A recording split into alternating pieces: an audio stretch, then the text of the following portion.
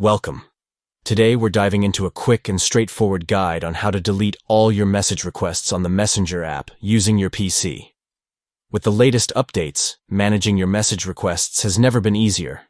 If your inbox is cluttered with unwanted requests, follow these simple steps to clean it up and regain control. First, open the Messenger app on your PC. You should see your main chat interface right away. Next, look over to the left side menu, where you'll find various options. Click on the menu icon located just under your profile photo. This is your gateway to accessing different features of the app. Once you're in the menu, click on Requests. This section holds all those message requests you might have been ignoring.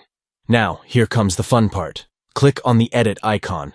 This allows you to select the requests you want to get rid of. You can choose multiple requests here, making the process efficient and quick. Finally, after selecting the requests, click on Delete.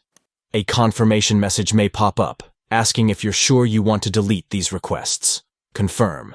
And just like that, they're gone. So there you have it. With these easy steps, you can keep your Messenger app organized and free from unwanted message requests. Don't forget to like and subscribe for more helpful tips and tricks.